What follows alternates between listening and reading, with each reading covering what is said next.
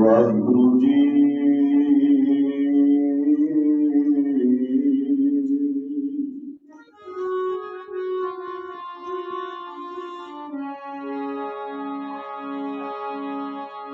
गुरु गरीबनवास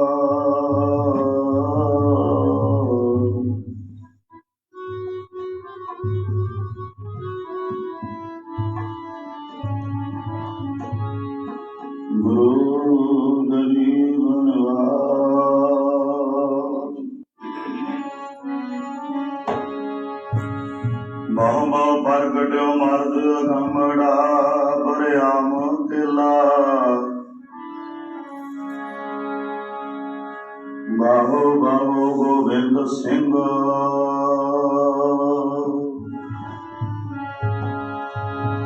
बाहो बाहो गोविंद सिंह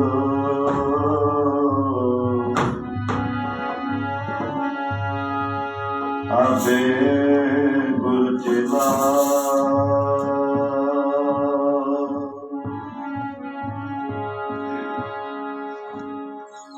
ਆਪੇ ਗੁਰਚੇਲਾ ਜੀ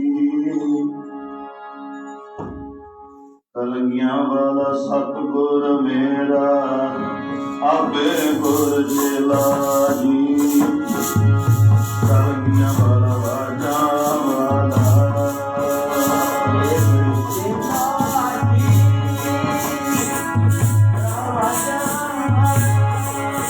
Udah.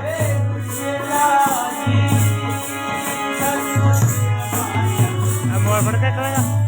आपे गुरचेला जी सतगुर मेरा बाजा वाला आपे गुरचेला जी सतगुर मेरा बाजा वाला ਆਪੇ ਗੁਰਚੇਲਾ ਜੀ ਸਤਿਗੁਰ ਕਲਗੀਆਂ ਵਾਲਾ ਆਪੇ ਗੁਰਚੇਲਾ ਜੀ ਸਤਿਗੁਰ ਮੇਰਾ ਵਾਜਾ ਵਾਲਾ आपे गुरचेला सतगुर मेरा बाजा वाला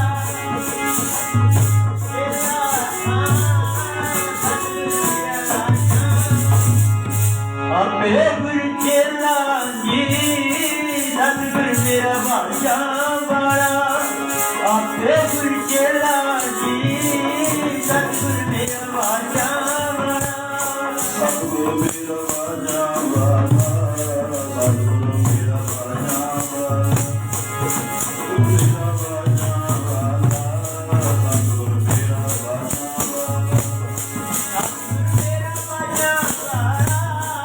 ਸਤਿਗੁਰ ਮੇਰਾ ਵਾਜਾ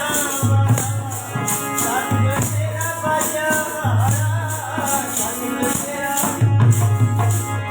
सतगुर मेरा बाजा वाला सतगुर मेरा बाजा वाला सतगुर मेरा बाजा वाला सतगुर मेरा बाजा वाला ਆਪੇ ਗੁਰਚੇਲਾ ਜੀ ਸਤਿਗੁਰ ਮੇਰਾ ਵਾਜਾ ਵਾਲਾ ਆਪੇ ਗੁਰਚੇਲਾ ਜੀ ਸਤਿਗੁਰ ਮੇਰਾ ਵਾਜਾ ਵਾਲਾ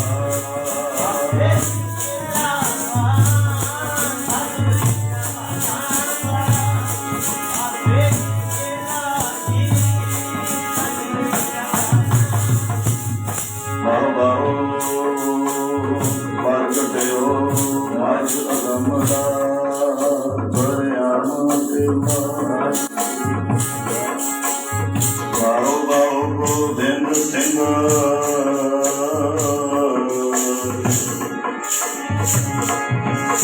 ਆਪੇ ਗੁਰਚੇਲਾ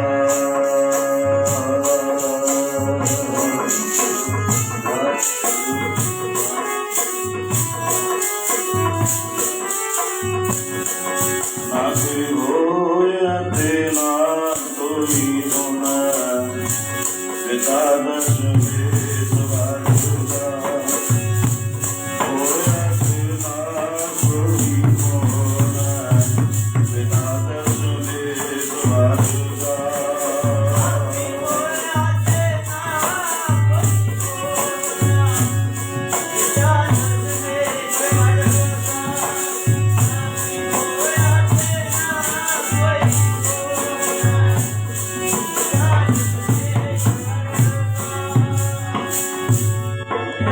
ना कोई होना पिता दस वेद वर्गा ना कोई होया ते ना कोई होना पिता दस वेद वर्गा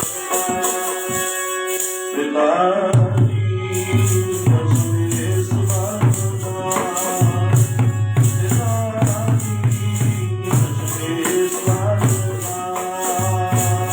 पिता जी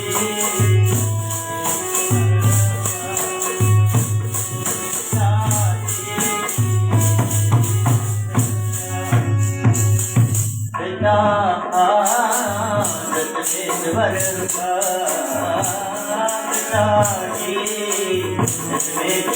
सवारदा पिता जी दसवें सवारदा पिता जी दसवें सवारदा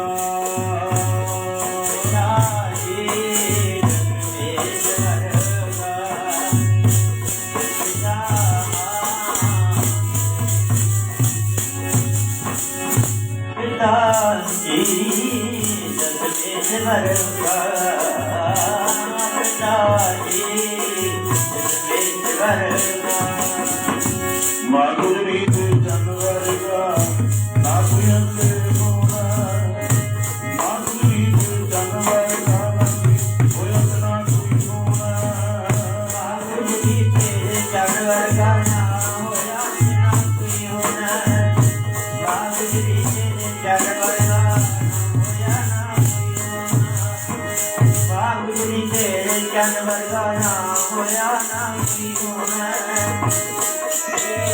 ਚੰਨ ਵਰਗਾ ਨਾ ਹੋਇਆ ਨਾ ਕੋਈ ਹੋਣਾ ਮਾਂ ਗੁਜਰੀ ਤੇ ਚੰਨ ਵਰਗਾ ਨਾ ਹੋਇਆ ਨਾ ਕੋਈ ਹੋਣਾ ਮਾਂ ਗੁਜਰੀ ਤੇ ਚੰਨ ਵਰਗਾ ਨਾ ਕੋਈ ਅੰਤ ਨਾ ਹੋਣਾ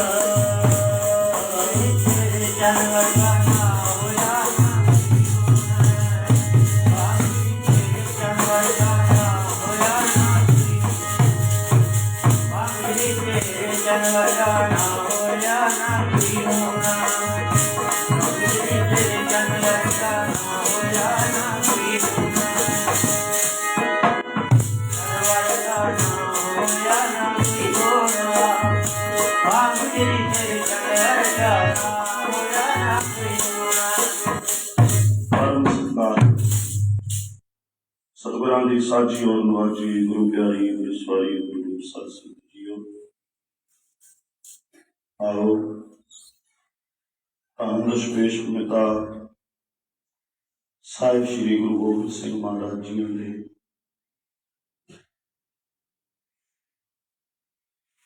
ਪੋਹ ਦੇ ਮਹੀਨੇ ਦੇ ਵਿੱਚ ਜੋ ਗੁਰੂ ਸਾਹਿਬ ਜੀ ਦੇ ਨਾਲ ਅਨੰਦਪੁਰ ਸਾਹਿਬ ਦੇ ਆਨੰਦਾਂ ਦੀ ਪੁਰੀ ਦੇ ਵਿੱਚ ਗੁਰੂ ਕੇ ਸਿੱਖ ਗੁਰੂ ਕੀ ਸੰਗਤਾਂ ਗੁਰੂ ਕੇ ਪਿਆਰ ਵਾਲੇ ਪਰਿਵਾਰ ਸਤਿਗੁਰਾਂ ਦੇ ਮਾਤਾ ਜੀ ਸਤਿਗੁਰਾਂ ਦੇ ਮਹਿਲ ਸਤਿਗੁਰਾਂ ਦੇ ਵੱਡੇ ਸਾਹਿਬਜ਼ਾਦੇ ਸਤਿਗੁਰਾਂ ਦੇ ਛੋਟੇ ਸਾਹਿਬਜ਼ਾਦੇ ਜਾਨਾਂ ਤੋਂ ਪਿਆਰੇ ਸਿੱਖ ਬੜੇ ਆਨੰਦ ਦੇ ਨਾਲ ਰਹਿ ਗਏ ਸਨ। ਸੁਜਨਾ ਦਾ ਸਾਧ ਸੰਗਤ ਜੀ ਹਸਦਾ ਵਸਦਾ ਆਨੰਦਪੁਰਾਂ ਦਾ ਨਗਰ ਹੈ ਜਿਹੜਾ 21 ਤਰੀਕ ਨੂੰ ਸਤਿਗੁਰੂ ਪਾਤਸ਼ਾਹ ਜੀ ਦੇ ਛੱਡਣ ਤੋਂ ਬੈਰਾਨ ਹੋ ਗਿਆ। ਸੋ ਆਪਾਂ ਪਾਵਨ ਇਤਿਹਾਸ ਵਿਚਾਰ ਰਹੇ ਸੀਗੇ ਸਾਖਾ ਚਮਕੌਰ ਦਾ। ਸੋ ਆਓ ਸਭ ਤੋਂ ਪਹਿਲਾਂ ਆਪਣੀ ਆਪਣੀ ਹਾਜ਼ਰੀ ਲਵਾ ਲਈਏ। ਸਾਰੇ ਇੱਕੋ ਵਾਰੀ ਕਹਿਣ ਤੇ ਆਖੋ ਜੀ ਵਾਹਿਗੁਰੂ ਜੀ ਕਾ ਵਾਹਿਗੁਰੂ ਜੀ ਕੀ ਫਤਿਹ। ਸੋ ਕਲਗੀਧਰ ਸੱਚੇ ਪਾਤਸ਼ਾਹ ਜੀ ਦੇ ਨੇਤਰਾਂ ਦੇ ਸਾਹਮਣੇ ਟੁਕੜੇ ਟੁਕੜੇ ਤਨ ਨੂੰ ਕਰਾਉਣ ਵਾਲੇ ਗੁਰੂ ਕੇ ਲਾਲ ਬਾਬਾ ਅਜੀਤ ਸਿੰਘ ਜੀ ਤੇ ਬਾਬਾ ਜੁਝਾਰ ਸਿੰਘ ਜੀ, ਪੰਜਾਂ ਪਿਆਰਿਆਂ ਵਿੱਚੋਂ 3 ਗੁਰੂ ਕੇ ਪਿਆਰੇ ਤੇ ਇਹਨਾਂ ਤੋਂ ਇਲਾਵਾ 35 ਦੇ ਕਰੀਬ ਹੋਰ ਗੁਰੂ ਕੇ ਸਿੰਘ ਜਿਨ੍ਹਾਂ ਨੇ ਚਮਕੌਰ ਦੀ ਗੜੀ ਵਿੱਚ ਗੁਰੂ ਕਲਗੀਧਰ ਸੱਚੇ ਪਾਤਸ਼ਾਹ ਮਹਾਰਾਜ ਜੀ ਦੇ ਸਨਮੁਖ ਸ਼ਹਾਦਤ ਦਾ ਜਾਮ ਪੀਤਾ ਹੈ। ਸੋ ਗੁਰੂ ਸਵਾਰਿਓ, ਪੂਰੇ ਇਤਿਹਾਸ ਨੂੰ ਜਾਣਨ ਦੇ ਨਾਲ ਆਪਾਂ ਪੂਰੀ ਤਹਿ ਤੱਕ ਜਾਈਏ ਕਿ ਗੁਰੂ ਗਰੀਬ ਨਿਵਾਸ ਸੱਚੇ ਪਾਤਸ਼ਾਹ ਜੀ ਨੂੰ ਆਪਣੇ ਘਰ-ਬਾਰ ਆਪਣੇ ਬੱਚਿਆਂ ਦੀ ਕੁਰਬਾਨੀ ਕਿਉਂ ਦਿੱਤੀ। 1469 ਨੂੰ ਰਾਏ ਭੋਏ ਦੀ ਤਲਵੰਡੀ ਧੰਨ ਗੁਰੂ ਨਾਨਕ ਸਾਹਿਬ ਜੀ ਦਾ ਆਗਮਨ ਹੋਇਆ ਤੇ ਭਾਈ ਗੁਰਦਾਸ ਜੀ ਨੇ ਉੱਥੇ ਜਿਹੜੇ ਸ਼ਬਦ ਵਰਤੇ ਉਹਨਾਂ ਵਿੱਚ 3 ਸ਼ਬਦਾਂ ਦੀ ਵਰਤੋਂ ਉਹਨਾਂ ਨੇ ਕੀਤੀ ਹੈ। ਸਤਿਗੁਰੂ ਨਾਨਕ ਪ੍ਰਗਟੇ ਹਨ। ਦੂਜਾ ਸ਼ਬਦ ਕਿ ਇੱਕ ਗਿਆਨ ਦਾ ਸੂਰਜ ਨਿਕਲਿਆ ਹੈ ਤੇ ਤੀਜਾ ਸ਼ਬਦ ਉਹਨਾਂ ਨੇ ਵਰਤਿਆ ਹੈ ਕਿ ਇੱਕ ਸਿੰਘ ਗਰਜਨਾ ਪੈਦਾ ਹੋਈ ਹੈ। ਜਿਵੇਂ ਆਪਾਂ ਗੁਰੂ ਨਾਨਕ ਸਾਹਿਬ ਜੀ ਦੇ ਅਵਤਾਰ ਪੁਰਬ ਦੇ ਨੇੜੇ ਪੜਿਆ ਸੀ, ਸਤਿਗੁਰ ਨਾਨਕ ਪ੍ਰਗਟਿਆ ਮਿਟੀ ਧੁੰਦ ਜਗ ਚਾਨਣ ਹੋਵਾ। ਤੇ ਦੂਜਾ ਉਹਨਾਂ ਨੇ ਸ਼ਬਦ ਵਰਤਿਆ ਸੀ, ਜਿਉਂ ਕਰ ਸੂਰਜ ਨਿਕਲਿਆ ਤਾਰੇ ਛਪ ਅੰਧੇਰ ਬੁਲਵਾ। ਤੀਜਾ ਸ਼ਬਦ ਪੜਿਆ ਸੀ, ਸਿੰਘ ਬੁੱਕੇ ਮਿਰਗਾਵਲੀ ਭੰਨੀ ਜਾਏ ਨਾ ਧੀਰ ਤਰਵਾ। ਜਦੋਂ ਅਸੀਂ ਇਹ ਤਿੰਨ ਤੁਕਾਂ ਭਾਈ ਗੁਰਦਾਸ ਜੀ ਦੀ ਪੌੜੀ ਦੀਆਂ ਪੜ੍ਹਦੇ ਹਾਂ ਤਾਂ ਇਹਨਾਂ ਤਿੰਨਾਂ ਨੂੰ ਸੰਖੇਪ ਵਿੱਚ ਵਿਚਾਰਨਾ ਅਤੀ ਜ਼ਰੂਰੀ ਹੋ ਜਾਂਦਾ ਹੈ। ਗੁਰੂ ਨਾਨਕ ਸਾਹਿਬ ਜਦੋਂ ਪ੍ਰਗਟੇ ਹਨ ਤਾਂ ਉਹਨਾਂ ਦੇ ਨਾਲ ਧੁੰਦ ਦੀ ਤੁਲਨਾ ਕੀਤੀ ਹੈ। ਹਨੇਰਾ ਦੋ ਤਰ੍ਹਾਂ ਦਾ ਸਾਧ ਸੰਗਤ ਜੀ, ਇੱਕ ਹੈ ਕਾਲੀ ਰਾਤ ਦਾ ਹਨੇਰਾ ਤੇ ਦੂਜਾ ਹੈ ਧੁੰਦ ਦਾ ਚਿੱਟਾ ਹਨੇਰਾ। ਕਾਲੇ ਹਨੇਰੇ ਸਾਧ ਸੰਗਤ ਜੀ ਦੀਵੇ ਵਾਲਾਂਗੇ, ਬੱਤੀਆਂ ਵਾਲਾਂਗੇ, ਲਾਈਟ ਦਾ ਪ੍ਰਬੰਧ ਕਰਾਂਗੇ। ਉਹ ਰਾਤ ਦਾ ਜਿਹੜਾ ਕਾਲਾ ਹਨੇਰਾ ਹੈ ਦੀਵੇ ਦੇ ਚਾਨਣ ਤੇ ਸੂਰਜ ਦੀਆਂ ਕਿਰਨਾਂ ਨਾਲ ਦੂਰ ਹੋ ਜਾਂਦਾ ਹੈ। ਪਰ ਚੇਤੇ ਰੱਖਿਓ, ਜਦੋਂ ਧੁੰਦ ਚੜ ਕੇ ਆ ਜਾਏ ਤਾਂ ਉਦੋਂ ਸੂਰਜ ਦੀਆਂ ਕਿਰਨਾਂ ਦੀ ਪੇਸ ਵੀ ਨਹੀਂ ਜਾਂਦੀ। ਤੇ ਸਾਧ ਸੰਗਤ ਜੀ ਹਕੀਕਤ ਹੈ ਕਿ ਕਾਲੇ ਹਨੇਰੇ ਨਾਲੋਂ ਕਈ ਗੁਣਾ ਵੱਧ ਚਿੱਟਾ ਧੁੰਦ ਦਾ ਖਤਰਨਾਕ ਹੈ ਜਿਹੜਾ ਹਨੇਰਾ ਹੈ। ਉਹਨਾਂ ਦੇ ਸ਼ਬਦ ਹਨ ਕਿ ਗੁਰੂ ਸਾਹਿਬ ਜੀ ਦੇ ਪ੍ਰਗਟ ਹੋਣ ਦੀ ਦੇਰ ਸੀ ਕਿ ਧੁੰਦ ਮਿਟੀ। ਅਗਲੀ ਤੁਕ ਉਹਨਾਂ ਨੇ ਕਾਲੇ ਹਨੇਰੇ ਤੇ ਤਾਰਿਆਂ ਦੀ ਦਿੱਤੀ ਹੈ, ਜਿਉਂ ਕਰ ਸੂਰਜ ਨਿਕਲਿਆ ਤਾਰੇ ਛਪ ਅੰਧੇਰ ਬੁਲਵਾ। ਜਿਵੇਂ ਸੂਰਜ ਨਿਕਲਦਾ ਹੈ ਤੇ ਤਾਰੇ ਅਲੋਪ ਹੋ ਜਾਂਦੇ ਨੇ, ਸੂਰਜ ਨਿਕਲਦਾ ਹੈ, ਅੰਧਕਾਰ ਚਲਾ ਜਾਂਦਾ ਹੈ। ਗੁਰੂ ਕੇ ਸਿੱਖੋ, ਚਿੱਟਾ ਅੰਧੇਰਾ ਸੀ ਧੁੰਦ ਦਾ। ਉਹ ਲੋਕ ਜਿਹੜੇ ਧਰਮ ਦਾ ਭੁਲੇਖਾ ਤਾਂ ਪਾਉਂਦੇ ਸਨ ਪਰ ਅੰਦਰੋਂ ਅੰਨੇ ਸਨ। ਮੇਰੇ ਸਤਿਗੁਰੂ ਨੇ ਕਿਹਾ ਕਿ ਸੱਚ ਜਾਣੋ, ਇਹ ਅਧਰਮੀਆਂ ਤੇ ਕੁਕਰਮੀਆਂ ਨਾਲੋਂ ਵੱਧ ਖਤਰਨਾਕ ਹੈ ਜਿਹੜੇ ਧਰਮ ਬਾਰੇ ਜਾਣ ਕੇ ਵੀ ਧਰਮ ਨੂੰ ਕਮਾਉਂਦੇ ਨੇ। ਇਹ ਧੁੰਦ ਦੀ ਤਰ੍ਹਾਂ ਨੇ। ਹਕੀਕਤ ਇਹ ਹੈ ਕਿ ਜਿਨ੍ਹਾਂ ਨੂੰ ਸਮਝ ਕੋਈ ਨਹੀਂ, ਉਹ ਕਾਲ ਹਨੇਰੇ ਦੀ ਤਰ੍ਹਾਂ ਨੇ। ਹਜ਼ੂਰ ਲਈ ਭਾਈ ਗੁਰਦਾਸ ਜੀ ਨੇ ਸਿੰਘ ਵਰਤਿਆ, ਸ਼ੇਰ ਸ਼ਬਦ ਵਰਤਿਆ ਹੈ। ਤੇ ਗੁਰੂ ਪਿਆਰਿਓ, ਜਿਹੜੀ ਤੂੰ ਦਹਾੜ ਸ਼ੇਰ ਦੇ ਰੂਪ ਵਿੱਚ ਦਿੱਤੀ ਹੈ ਸਤਿਗੁਰੂ ਨਾਨਕਾ, ਤੇਰੀ ਇਸ ਸਿੰਘ ਗਰਜ ਨੂੰ ਖਤਮ ਕਰਨ ਦੇ ਲਈ ਕਦੀ ਲਾਹੌਰ ਦੀ ਤਵੀ ਆਈ, ਕਦੀ ਚਾਂਦਨੀ ਚੌਂਕ ਆਇਆ, ਕਦੀ ਸਰਸਾ ਦੇ ਪਰਿਵਾਰ ਵਿਛੋੜੇ ਆਏ ਤੇ ਅੱਜ ਕਿਤੇ ਚਮਕੌਰ ਦੀ ਗੜੀ ਆਈ। ਆਖੋ ਸਤਨਾਮ। ਸਾਧ ਸੰਗਤ ਜੀ ਹਕੀਕਤ ਇਹ ਹੈ ਕਿ ਸਤਿਗੁਰੂ ਨਾਨਕ ਜੀ ਤੇਰੇ ਸ਼ੇਰ ਦੀ ਗਰਜ ਨੂੰ ਖਤਮ ਕਰਨ ਲਈ ਸਾਰੇ ਸਾਕੇ ਕੀਤੇ ਗਏ। ਸਭ ਤੋਂ ਪਹਿਲਾ ਸਾਕਾ ਸਾਧ ਸੰਗਤ ਜੀ ਆਪ ਸੰਗਤਾਂ ਦੇ ਪਿੱਛੇ ਅੰਮ੍ਰਿਤ ਵੇਲੇ ਆਪਾਂ ਲੜੀਵਾਰ ਇਤਿਹਾਸ ਵਾਚਦੇ ਹਾਂ। ਬਾਬਰ ਨੇ ਸਤਿਗੁਰਾਂ ਦੀ ਆਵਾਜ਼ ਨੂੰ ਦੱਬਣ ਵਾਸਤੇ ਕੈਦ ਕੀਤਾ। ਉਸ ਤੋਂ ਬਾਅਦ ਪੰਚਮ ਸਤਿਗੁਰੂ ਅਰਜਨ ਦੇਵ ਮਹਾਰਾਜ ਜੀ ਦੀ ਸੱਚ ਦੀ ਆਵਾਜ਼ ਨੂੰ, ਸੱਚ ਦੀ ਗਰਜ ਨੂੰ ਦੱਬਣ ਵਾਸਤੇ ਚੰਦੂ ਲਾਲ ਵਰਗਿਆਂ ਨੇ ਤਤੀ ਤਵੀ ਤੇ ਬਿਠਾਇਆ ਸਤਿਗੁਰਾਂ ਨੂੰ। ਫਿਰ ਇਸੇ ਆਵਾਜ਼ ਨੂੰ ਦੱਬਣ ਵਾਸਤੇ ਧੰਨ ਗੁਰੂ ਤੇਗ ਬਹਾਦਰ ਮਹਾਰਾਜ ਜੀ ਦਾ ਸਾਧ ਸੰਗਤ ਜੀ ਦਿੱਲੀ ਵਿਖੇ ਸੀਸ ਹੈ ਜਿਹੜਾ ਕਲਮ ਕੀਤਾ। ਤੇ ਹੁਣ ਇਸੇ ਸੱਚ ਦੀ ਆਵਾਜ਼ ਨੂੰ ਦੱਬਣ ਵਾਸਤੇ ਮੁਸਲਮਾਨਾਂ ਨੇ, ਮੁਗਲਾਂ ਨੇ ਤੇ ਹਿੰਦੂਆਂ ਨੇ ਜਿੱਥੇ ਕੁਰਾਨ ਸ਼ਰੀਫ ਦੀ ਕਸਮ ਖਾਧੀ, ਉੱਥੇ ਗਊ ਦੀ ਕਸਮ ਖਾ ਕੇ ਸਤਿਗੁਰਾਂ ਨੂੰ ਕਿਲਾ ਛੱਡਣ ਲਈ ਮਜਬੂਰ ਕਰਦੇ ਨੇ। ਤੇ ਉਸ ਤੋਂ ਬਾਅਦ ਸਤਿਗੁਰਾਂ ਦਾ ਸਰਸਾ ਨਦੀ ਦੇ ਕੰਢੇ ਆ ਕੇ ਪਰਿਵਾਰ ਵਿਛੜਦਾ ਹੈ। ਸੰਗਤਾਂ ਨੇ ਇਤਿਹਾਸ ਅਰਦਾਸ ਕੋਲੋਂ ਸਰਵਣ ਕੀਤਾ ਤੇ ਕੱਲ ਸੰਗਤ ਵੀ ਆਈ ਤੇ ਉਹਨਾਂ ਨੇ ਵੀ ਆਪ ਸੰਗਤਾਂ ਨੂੰ ਸਰਵਣ ਕਰਵਾਇਆ। ਪਰ ਵਿਚਲੀ ਜਿਹੜੀ ਹਕੀਕਤ ਹੈ, ਵਿਚਲੀ ਜਿਹੜੀ ਗੱਲ ਹੈ, ਕੀ ਵਜ੍ਹਾ ਹੈ, ਕੀ ਕਾਰਨ ਹੈ, ਸਤਿਗੁਰੂ ਨੂੰ ਆਪਣਾ ਪਰਿਵਾਰ, ਆਪਣਾ ਆਨੰਦਪੁਰੀ ਜਿਹਾ ਆਪਣਾ ਘਰ ਕਿਉਂ ਛੱਡਣਾ ਪਿਆ? ਕਿਉਂਕਿ ਮੁਗਲ ਨਹੀਂ ਚਾਹੁੰਦੇ ਸਨ ਕਿ ਭਾਰਤ ਭਰ ਦੇ ਲੋਕ ਹੈ ਜਿਹੜੇ ਉਹ ਸਾਡੇ ਗੁਲਾਮ ਹੀ ਬਣ ਕੇ ਰਹਿਣ, ਆਜ਼ਾਦ ਨਾ ਰਹਿਣ, ਆਪਣੇ ਧਰਮ ਦੇ ਵਿੱਚ ਇਹ ਪ੍ਰਪੱਕ ਹੋ ਜਾਣ, ਸਾਡੇ ਧਰਮ ਦੀ, ਸਾਡੀ ਸਦਾ ਦੇ ਅਨੁਸਾਰ ਚੱਲਣ। ਧਰਮ ਨੂੰ ਹਾਵੀ ਕੀਤਾ ਗਿਆ ਹੈ। ਤੇ ਸਾਧ ਸੰਗਤ ਜੀ ਇਸ ਤੋਂ ਕੱਢਣ ਵਾਸਤੇ ਸਤਿਗੁਰੂ ਜੀ ਨੇ ਉੱਥੇ ਭਾਈ ਸਾਹਿਬ ਨੇ ਸ਼ਬਦ ਵਰਤੇ ਹੈ, ਸਿੰਘ ਬੁੱਕੇ ਮਿਰਗਾਵਲੀ ਭੰਨੀ ਜਾਏ ਨਾ ਧੀਰ ਧਰੋਆ। ਗੁਰੂ ਨਾਨਕ ਸਾਹਿਬ ਜੀ ਜਦੋਂ ਸ਼ੇਰ ਦੀ ਤਰ੍ਹਾਂ ਗਰਜੇ ਤਾਂ ਉਹਨਾਂ ਦੇ ਸਾਹਮਣੇ ਕੋਈ ਪਖੰਡੀ ਮਿਰਗ ਦੀ ਤਰ੍ਹਾਂ ਖਲੋ ਨਹੀਂ ਸਕਿਆ। ਪਹਿਲੀ ਟੱਕਰ ਆਪ ਸੰਗਤਾਂ ਨੇ ਸਰਵਣ ਕੀਤਾ ਹੈ। ਕੈਮਣਾਬਾਦ ਦੀ ਧਰਤੀ ਉੱਪਰ ਬਾਬੇ ਤੇ ਬਾਬਰ ਦੀ ਹੋਈ ਸਾਧ ਸੰਗਤ ਦੀ। ਅੱਜ ਐਮਣਾਬਾਦ ਦਾ ਸਾਕਾ ਵਾਪਰ ਗਿਆ ਹੈ। ਅੱਜ ਫਿਰ ਰਵਾਬ ਗੂੰਜੀ ਮਰਦਾਨਿਆ, ਰਵਾਬ ਬਜਾ। ਅੱਜ ਫਿਰ ਇਹ ਜਮਦੂਤ ਬਣ ਕੇ ਆਇਆ ਹੈ ਮਰਦਾਨਿਆ, ਰਵਾਬ ਛੇੜ। ਸਿਪਾਹੀ ਹਲਕੇ ਕੁੱਤੇ ਬਣ ਕੇ ਆਏ ਨੇ। ਜੇ ਸਮੇਂ ਨਾਲ ਅਸੀਂ ਸੱਚ ਨਾ ਦੱਸਿਆ ਤਾਂ ਸਦਾ ਲਈ ਅਲੋਪ ਹੋ ਜਾਏਗਾ। ਉੱਥੇ ਸਿੰਘ ਗਰਜ ਕੇ ਸਤਿਗੁਰੂ ਪਾਤਸ਼ਾਹ ਜੀ ਨੇ ਪਹਿਲੀ ਆਵਾਜ਼ ਜ਼ੁਲਮ ਦੇ ਖਿਲਾਫ ਉਠਾਈ ਕੀਤੀ। ਸਾਧ ਸੰਗਤ ਜੀ, ਬਾਬਰ ਆ ਗਿਆ ਹਨੇਰੀ ਬਣ ਕੇ,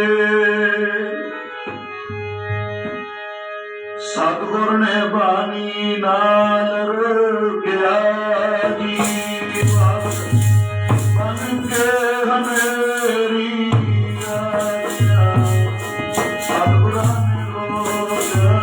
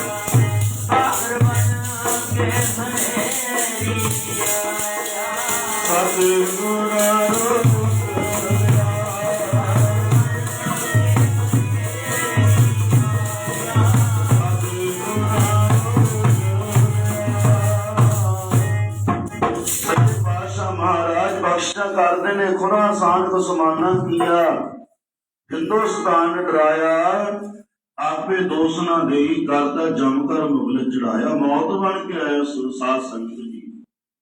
ਐਨੇ ਉਹਨੇ ਅੱਤ ਦੀ ਹਨੇਰੀ ਮਚਾਈ ਜ਼ੁਲਮ ਦੀ, ਜਿਵੇਂ ਸੱਚੇ ਪਾਤਸ਼ਾਹ ਮਹਾਰਾਜ ਕਹਿੰਦੇ ਜਿਮ ਸਿਰ ਸੋਹਣ ਪੱਟੀਆਂ, ਮੰਗੀ ਪਾਏ ਸੰਧੂਰ, ਸਿਰ ਸਰਦਾਤੀ ਮੁਨੀਆਂ ਨਾ ਗਲ ਵਿੱਚ ਆਵੇ ਧੂੜ। ਕਹਿੰਦੇ ਉਹਨੇ ਬੱਚਿਆਂ ਦੀ ਤੇ ਔਰਤਾਂ ਦੀ ਇੰਨੀ ਬੇਪਤੀ ਕੀਤੀ ਸਾਧ ਸੰਗਤ ਜੀ, ਜਿਹੜੀਆਂ ਕਦੇ ਸੁਹਾਗਣਾ ਆਪਣੇ ਮੱਥੇ ਦੇ ਵਿੱਚ ਸੰਧੂਰ ਭਰ ਕੇ ਰੱਖਦੀਆਂ ਸਨ। ਕਹਿੰਦੇ ਉਹਨਾਂ ਦੇ ਸਿਰ ਮੁੰਨ ਦਿੱਤੇ ਸਾਧ ਸੰਗਤ ਜੀ। ਸਿਰ ਸਰਕਾਤੀ ਮੁੰਨੀਆਂ ਗਲ ਵਿੱਚ ਆਵੇ ਧੂੜ। ਉਹਨਾਂ ਨੂੰ ਧੂੜੀ ਵਿੱਚ ਲੜਦਾੜਾ ਜਦੋਂ ਉਹਨਾਂ ਦੀ ਬੇਪਤੀ ਕੀਤੀ ਗਈ। ਫਿਰ ਸਤਿਗੁਰਾਂ ਨੇ ਪਾਵਨ ਸ਼ਬਦ ਉਚਾਰ ਕੀਤਾ, ਏਤੀ ਮਾਰ ਪਈ ਕਰ ਲਾਣਾ ਤਾਂ ਕੀ ਦਰਦ ਨਾ ਆਇਆ। ਇੱਕ ਟੱਕਰ ਪੁਸਤਦਾਰ ਪੁਸਤ ਚੱਲੀ ਬਾਬੇ ਨਾਲ, ਬਾਬਰ ਟੱਕਰਿਆ ਤੇ ਬਾਬਰ ਦੇ ਪੁੱਤਰਾਂ ਨਾਲ ਬਾਬੇ ਦੀ ਜੋਤ ਟੱਕਰੀ। ਦੂਜੇ ਪਾਤਸ਼ਾਹ ਗੁਰੂ ਅੰਗਦ ਸਾਹਿਬ ਅੱਜ ਖਡੂਰ ਦੀ ਧਰਤੀ ਪਰ ਵਿਰਾਜਮਾਨ ਨੇ। ਹੁਮਾਯੂੰ ਕਨੌਜ ਦੇ ਮੈਦਾਨ ਵਿੱਚੋਂ ਹਾਰ ਕੇ ਗੁਰੂ ਜੀ ਦੇ ਦਰਬਾਰ ਵਿੱਚ ਆਇਆ। ਗੁਰੂ ਸਾਹਿਬ ਦੀ ਜੋਤ ਨੇ ਕੋਈ ਪਰਵਾਹ ਨਹੀਂ ਕੀਤੀ। ਬਾਬਰ ਗਿਆਨੀ ਹੁਣ ਬਾਬਰ ਕੇ ਤੇ ਬਾਬੇ ਦੀ ਟੱਕਰ ਹੈ ਸਾਧ ਸੰਗਤ ਦੀ। ਹੁਮਾਯੂੰ ਨੇ ਆਪਣੀ ਬੇਇੱਜ਼ਤੀ ਸਮਝ ਕੇ ਤਲਵਾਰ ਦੇ ਮੁੱਠੇ ਉੱਪਰ ਹੱਥ ਰੱਖਿਆ। ਜਿਸ ਬਾਬੇ ਨੇ ਬੋਲ ਕੇ ਗਿਆ ਸੀ, ਚਮਕਾਰ ਮੁਗਲ ਚੜਾਇਆ, ਉਸ ਬਾਬੇ ਦਾ ਗਦੀ ਨਸ਼ੀਨ ਬੋਲ ਕੇ ਸਾਧ ਸੰਗਤ ਜੀ ਕਹਿੰਦਾ ਹੈ ਕਿ ਹੁਮਾਯੂੰ, ਜਿਹੜੀ ਤਲਵਾਰ ਅੱਜ ਫਕੀਰ ਉੱਪਰ ਝੁਕਣ ਲੱਗਾ ਹੈ, ਇਹ ਤਲਵਾਰ ਸ਼ੇਰ ਸ਼ਾਹ ਸੂਰੀ ਦੇ ਸਾਹਮਣੇ ਖੁੰਡੀ ਕਿਉਂ ਹੋ ਗਈ? ਉੱਥੇ ਜੋਰ ਦਿਖਾਉਂਦਾ, ਫੇਰ ਮੰਨਦੇ ਤੈਨੂੰ ਵੱਡੇ ਤਲਵਾਰ ਬਾਜ ਨੂੰ ਸਾਡੇ ਫਕੀਰਾਂ ਦੇ ਉੱਤੇ ਤੂੰ ਤਲਵਾਰ ਦਿਖਾ ਰਿਹਾ ਹੈ। ਧੰਨ ਗੁਰੂ ਅਰਜਨ ਦੇਵ ਮਹਾਰਾਜ ਕਿਰਪਾਲੂ ਸਤਿਗੁਰੂ ਆ ਗਏ ਨੇ। ਦੂਜੇ ਪਾਸੇ ਜਹਾਂਗੀਰ ਦਿੱਲੀ ਦੇ ਤਖਤ ਉੱਪਰ ਬੈਠਾ ਹੈ। ਅੱਜ ਤੀਜੀ ਟੱਕਰ ਬਾਬੇ ਗਿਆਨੀ ਤੇ ਬਾਬਰ ਗਿਆਨੀ ਲਾਹੌਰ ਦੀ ਧਰਤੀ ਉੱਪਰ ਹੋਣ ਲੱਗੀ ਹੈ। ਧੰਨ ਗੁਰੂ ਅਰਜਨ ਦੇਵ ਮਹਾਰਾਜ ਨੂੰ ਸ਼ਹੀਦ ਕਰਨ ਦਾ ਹੁਕਮ ਦੇ ਦਿੱਤਾ ਗਿਆ ਹੈ। ਉਹਨਾਂ ਨੂੰ ਸ਼ਹੀਦ ਕਰਨ ਦਾ ਹੁਕਮ ਜਿਹੜਾ ਦਿੱਤਾ ਗਿਆ ਹੈ, ਉਸ ਅਨੁਸਾਰ ਇਹਨਾਂ ਨੂੰ ਇਸ ਢੰਗ ਨਾਲ ਤਸੀਹੇ ਦੇ ਕੇ ਸ਼ਹੀਦ ਕੀਤਾ ਜਾਏ ਕਿ ਇਹਨਾਂ ਦੇ ਖੂਨ ਦਾ ਇੱਕ ਵੀ ਤੁਪਕਾ ਧਰਤੀ ਤੇ ਨਾ ਡਿੱਗੇ। ਧੰਨ ਗੁਰੂ ਅਰਜਨ ਦੇਵ ਜੀ ਦਾ ਲਾਹੌਰ ਆ ਗਏ ਹਨ। ਉਹਨਾਂ ਨੂੰ 3 ਤਰੀਕਿਆਂ ਨਾਲ ਸ਼ਹੀਦ ਕੀਤਾ ਗਿਆ ਹੈ। ਪਹਿਲਾਂ ਇਹਨਾਂ ਨੇ ਗਰਮ ਲੋਕ ਕੀਤੀ, ਕਹਿਣ ਦਾ ਭਾਵ ਤੱਤੀ ਤਵੀ ਕੀਤੀ। ਸਾਧ ਸੰਗਤ ਜੀ, ਤੱਤੀ ਤਵੀ ਤੇ ਸਤਿਗੁਰਾਂ ਨੂੰ ਬਿਠਾਉਣਾ ਕੀਤਾ ਹੈ। ਤੇ ਦੂਜਾ, ਸੀਸ ਵਿੱਚ ਗਰਮ ਰੇਤ ਪਾਇਆ ਹੈ। ਜਿੱਥੇ ਇੱਕ ਗੱਲ ਕਰੀ ਨਾ ਭੁੱਲਿਓ ਸਾਧ ਸੰਗਤ ਜੀ, ਤੱਤੀ ਤਵੀ ਉੱਪਰ ਬੈਠਣ ਵਾਲਾ ਗੁਰੂ ਅੱਜ ਸੀਸ ਉੱਪਰ ਰੇਤਾ ਪਵਾ ਕੇ ਸ਼ਬਦ ਵਰਤਦਾ ਹੈ। ਉਹ ਸ਼ਬਦ ਕੀ ਉਚਾਰਨ ਕਰਦਾ ਸਾਧ ਸੰਗਤ ਜੀ?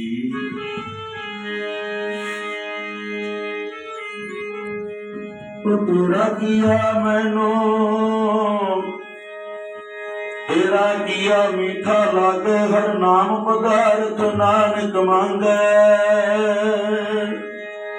ਉਹ ਮਿੱਠਾ ਮਿੱਠਾ ਲੱਗੇ ਮੈਨੂੰ, ਮਿੱਠਾ ਮਿੱਠਾ ਲੱਗੇ, ਮਿੱਠਾ ਮਿੱਠਾ ਲੱਗੇ ਮੈਨੂੰ, ਮਿੱਠਾ ਮਿੱਠਾ ਲੱਗੇ।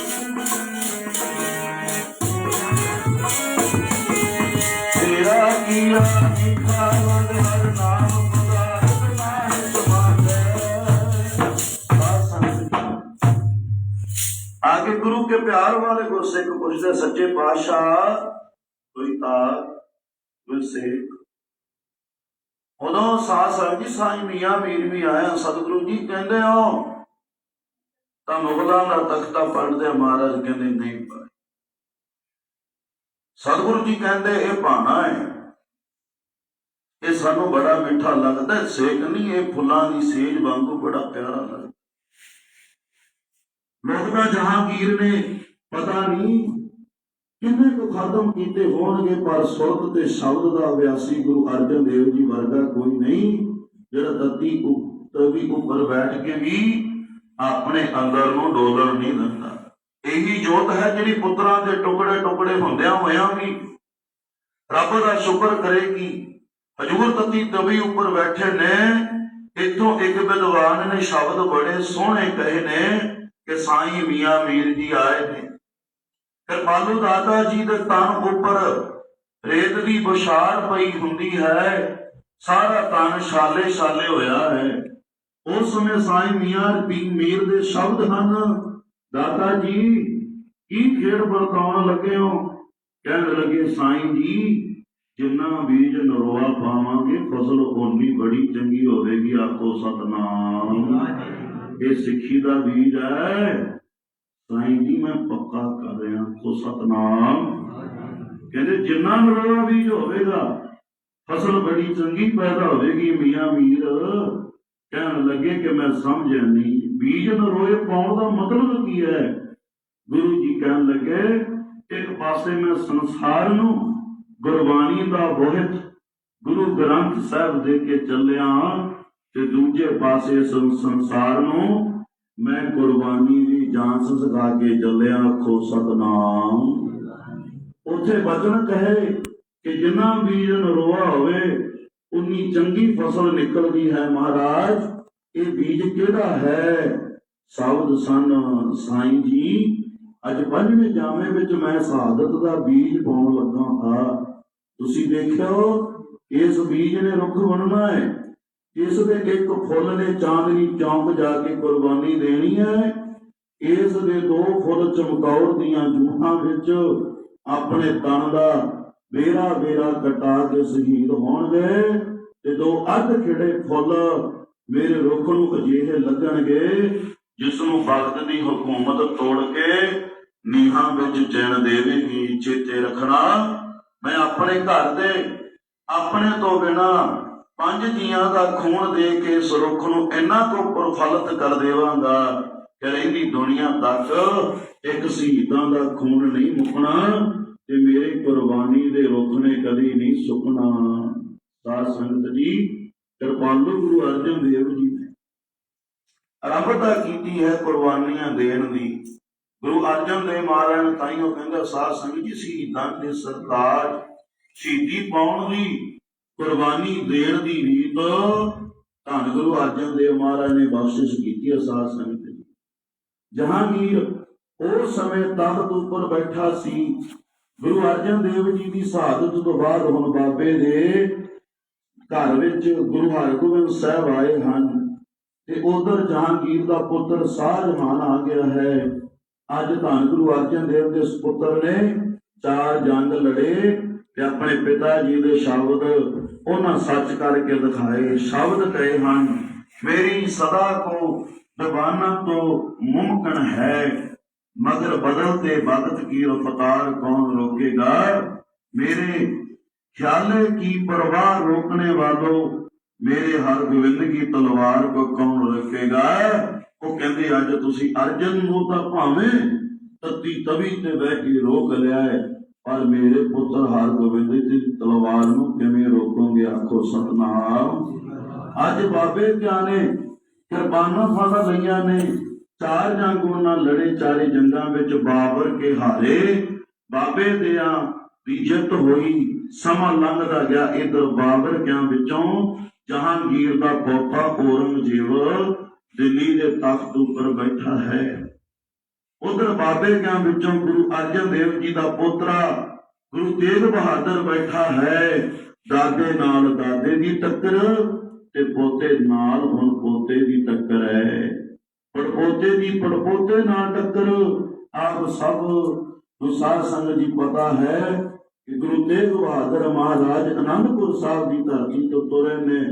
ਲਾਲਾ ਬਹੁਤ ਰਾਏ ਦੇ ਸ਼ਬਦ ਕੰਨਾਂ ਵਿੱਚ ਗੂੰਜਦੇ ਨੇ ਕਿ ਉਹ ਕਹਿੰਦਾ ਹੈ ਕਿ ਅੱਜ ਤੱਕ ਲੋਕ ਇਹੀ ਕਹਿੰਦੇ ਐ ਕਿ ਉਲਟੀ ਗੰਗਾ ਵਹਿ ਗਈ ਹੈ, ਪਰ ਪਤਾ ਨਹੀਂ ਇਸ ਦੇ ਅਰਥ ਕੀ ਸਨ ਕਿ ਉਲਟੀ ਗੰਗਾ ਵਹਿ ਗਈ ਹੈ।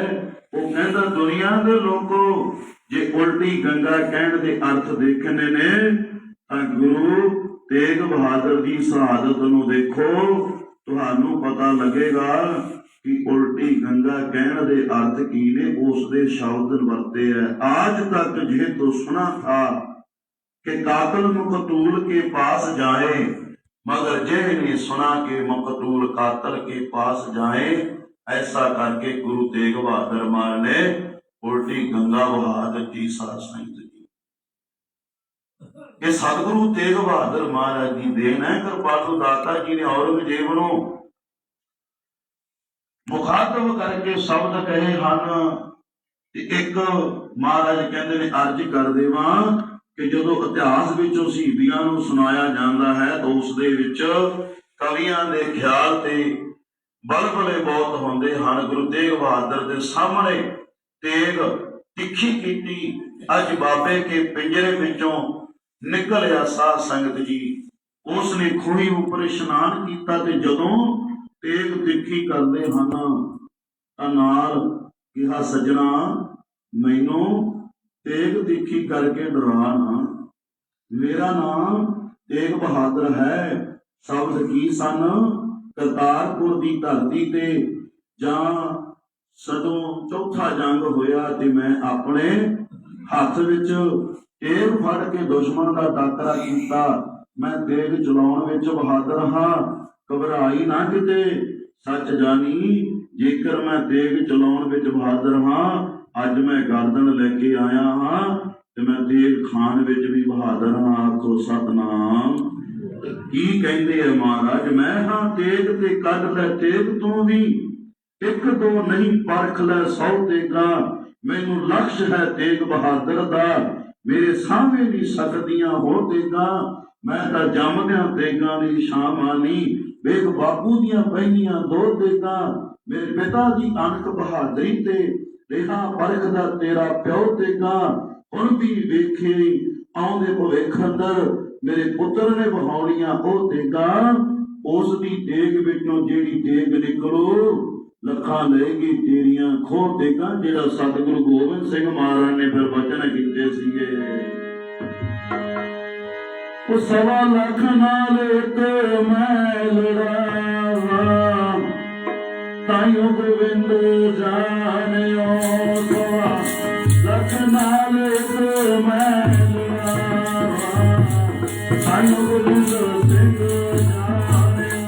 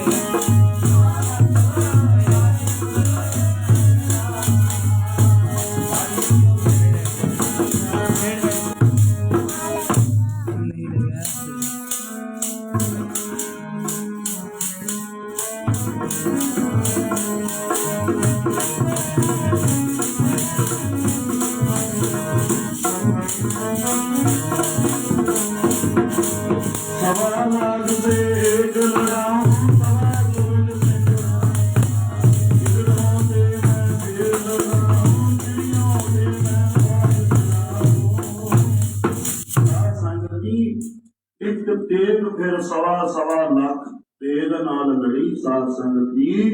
ਇਹ ਦੇਖ ਧੰਨ ਗੁਰੂ ਤੇਗ ਬਹਾਦਰ ਮਹਾਰਾਜ ਦੇ ਵਚਨਾਂ ਦੇ ਅਨੁਸਾਰ ਜਦੋਂ ਲੱਖਾਂ ਤੇਗਾਂ ਚਮਕੌਰ ਦੀ ਗੜੀ ਦੇ ਨੇੜੇ ਆਉਣੀਆਂ ਨੇ, ਲੱਖਾਂ ਤੇਗਾਂ ਦਾ ਮੁਕਾਬਲਾ ਗੁਰੂ ਤੇਗ ਬਹਾਦਰ ਮਹਾਰਾਜ ਦੇ ਸੁਪੁੱਤਰ ਧੰਨ ਗੁਰੂ ਗੋਬਿੰਦ ਸਿੰਘ ਨੇ ਕਰਨਾ ਹੈ। ਗੁਰੂ ਤੇਗ ਬਹਾਦਰ ਸ਼ਹੀਦ ਹੋ ਗਏ। ਗੁਰੂ ਗੋਬਿੰਦ ਰਾਏ ਗੱਦੀ ਤੇ ਵਾਰਸ ਬਣੇ।